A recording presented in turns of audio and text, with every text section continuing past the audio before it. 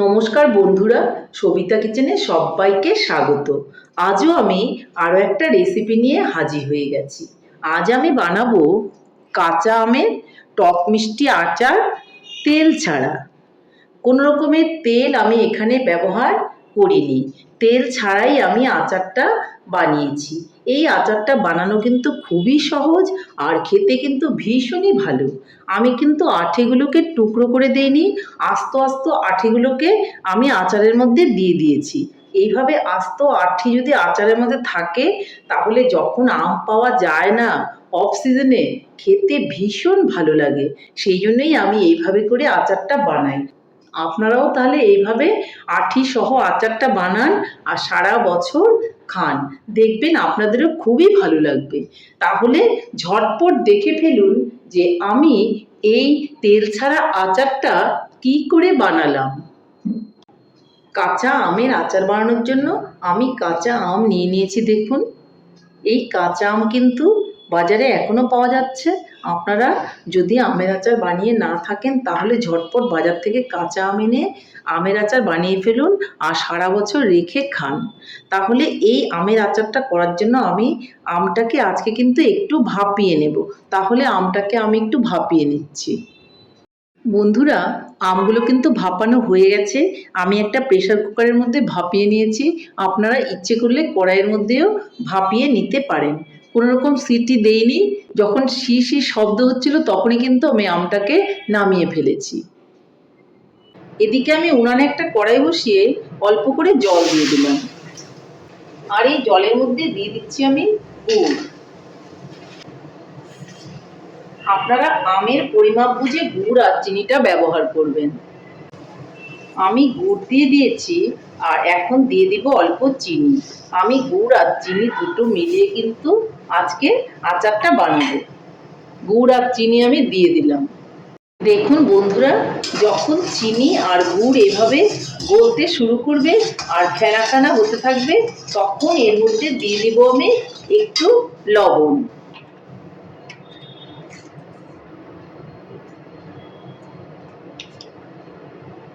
দিয়ে দিব অল্প একটুখানি হলুদ।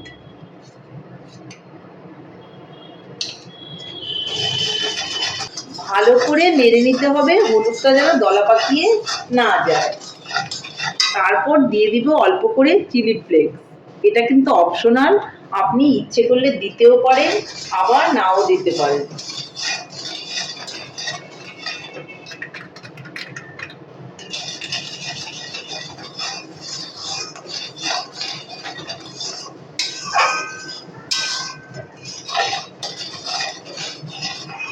দেখুন বন্ধুরা, গুড়ের মধ্যে কি সুন্দর একটা কালার হয়ে আসছে।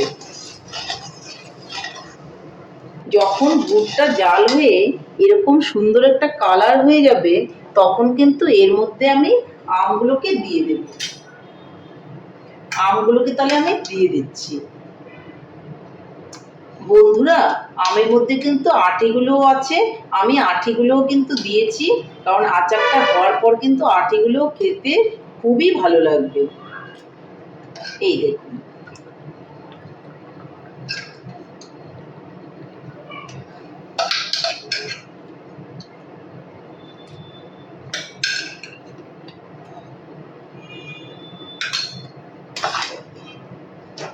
এখানে কিন্তু বন্ধুরা 5টা আম আছে। 5টা আম দিয়ে কিন্তু এই আচারটা আমি বানাচ্ছি। চিনি আর গুড় কিন্তু গলে একদম পাতলা হয়ে গেছে, এটাকে কিন্তু আমাকে শুকিয়ে নিতে হবে।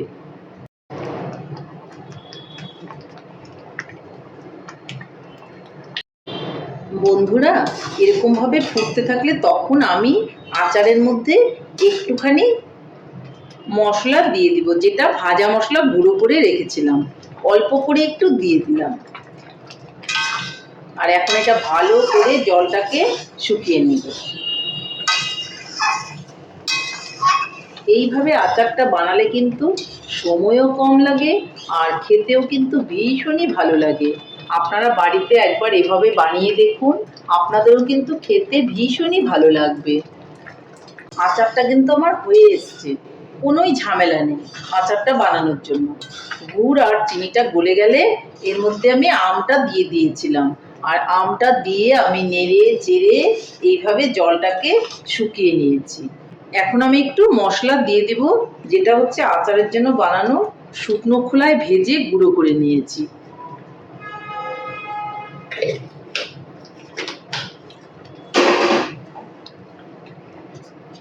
ভালো করে একটু নেড়ে নেব।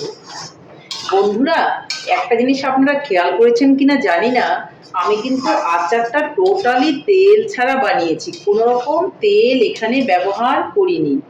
তেলটা আমরা যতই কম খাবো আমাদের শরীরের পক্ষে কিন্তু ততই ভালো। তো আমি কিন্তু এখানে এক ফোঁটাও তেল ব্যবহার করিনি, তেল ছাড়াই কিন্তু আমি আচারটা বানিয়েছি। আপনারাও এইভাবে তেল ছাড়া আচারটা বানান, আর রুটি পরোটার সঙ্গে খান, ভাতের সঙ্গে খান, খুবই ভালো লাগবে। এই আঠিগুলো সহই কিন্তু আমি বানিয়েছি। কিছু কিছু আম দেখুন এরকম আস্ত আছে, কিন্তু আমগুলো গলে গেছে, একদম নরম সফট হয়ে গেছে। আর কিছু কিছু একদমই গলে একটা ঝোলা ঝোলা রস তৈরি হয়েছে। এখন আমি উনানটাকে অফ করে দেব আর নামিয়ে আপনাদেরকে দেখাবো। তাহলে বন্ধুরা, ফাইনালি আমার আমের আচার কিন্তু রেডি। এই আচারটা কিন্তু খেতে ভীষণ ভালো, বড় থেকে ছোট সবাই কিন্তু এই আচারটা খেতে খুব পছন্দ করে।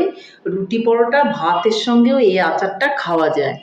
আচারের মধ্যে কিন্তু কোনো রকম আমি তেল ব্যবহার করিনি, তেল ছাড়াই কিন্তু আমি এই আচারটা বানিয়েছি। আপনারা বাড়িতে যদি এইভাবে আচার না বানিয়ে থাকেন তাহলে বাড়িতে ঝটপট বানিয়ে ফেলুন। তাহলে বন্ধুরা, আমার রেসিপিটা কেমন লেগেছে? আমার রেসিপিটা যদি আপনাদের ভালো লাগে, লাইক শেয়ার কমেন্ট করতে ভুলবেন না। আর আপনি যদি আমার চ্যানেলের নতুন বন্ধু হয়ে থাকেন তাহলে চ্যানেলটা সাবস্ক্রাইব করার অনুরোধ রইল। পাশে থাকা বেল আইকনটি প্রেস করে রাখুন আমার নিত্য নতুন রেসিপির আপডেট পেতে। তাহলে আর দেরি কেন, ঝটপট এইভাবে বানিয়ে ফেলুন কাঁচা আমের টক মিষ্টি আচার। আর আপনারা সবাই মিলে খান, খেয়ে বলুন কেমন হয়েছে। নমস্কার, ভালো থাকবেন, সুস্থ থাকবেন। আবার দেখা হবে আরও একটি রেসিপির সঙ্গে।